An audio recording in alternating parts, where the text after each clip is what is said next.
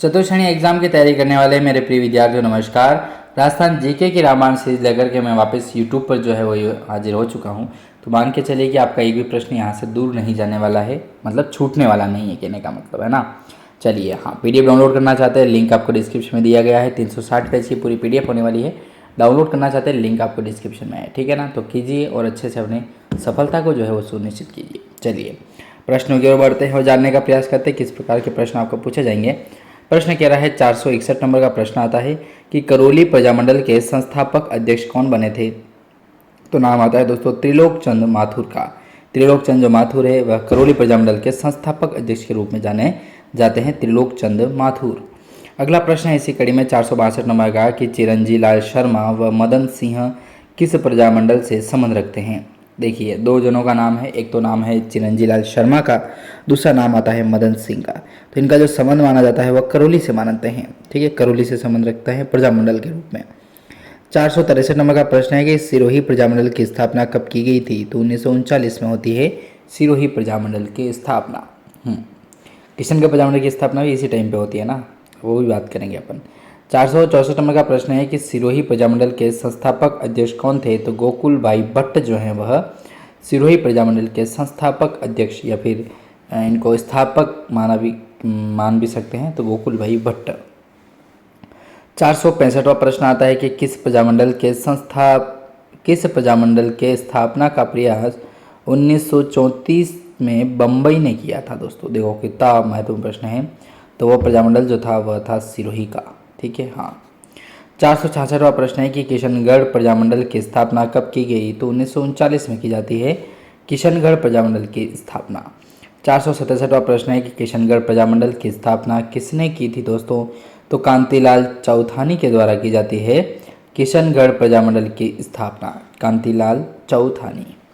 468वां प्रश्न है कि किशनगढ़ प्रजामंडल के प्रथम अध्यक्ष बनाए गए थे। तो जमाल शाह जो हैं उनको किशनगढ़ प्रजामंडल के प्रथम अध्यक्ष के रूप में नियुक्त किया गया था, जमाल शाह को।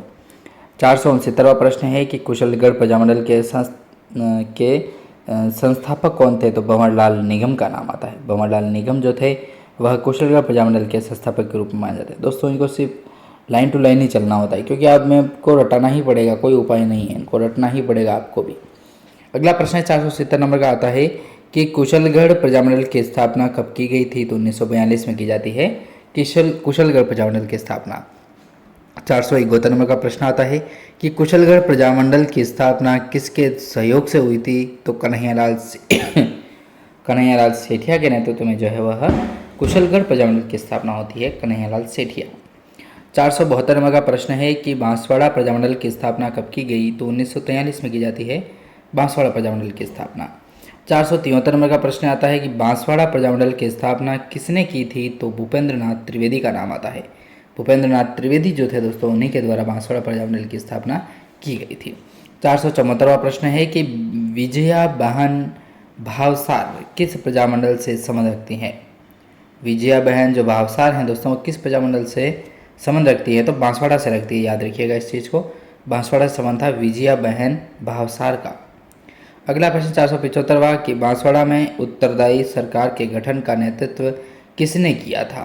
बांसवाड़ा में उत्तरदायी जो सरकार थी उसके गठन का जो नेतृत्व है वह किसके द्वारा संभाला जाता है। तो भूपेंद्र नाथ त्रिवेदी के द्वारा ही संभाला जाता है, जो बांसवाड़ा के प्रजामंडल के रूप में संस्थापक के रूप में माने जाते हैं भूपेंद्र त्रिवेदी को। 476वां प्रश्न कह रहा है कि शांता सेवा कुटीर संस्थान की स्थापना कब की गई थी। तो ये की जाती है 1930 में, याद रखिएगा आप भी।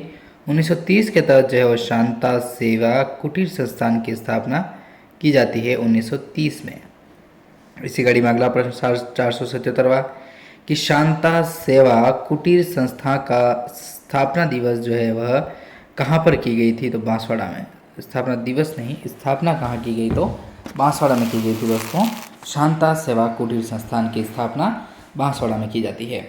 अगला प्रश्न है इसी कड़ी में प्रश्न आता है महत्वपूर्ण कि 478वां कि शांता सेवा कुटीर संस्थान की स्थापना किसने की थी दोस्तों। तो चिमन लाल मालोद का नाम आता है, ठीक है हाँ। आपको डेट याद रखने की जरूरत नहीं है ज़्यादा, आप सिर्फ ये याद रखिएगा तो कहाँ की गई। तो बांसवाड़ा में की जाती है और किसके द्वारा की जाती है। तो चिमन लाल मालोद के द्वारा की जाती है। 479वां प्रश्न आता है कि डूंगरपुर प्रजामंडल की स्थापना कब की गई?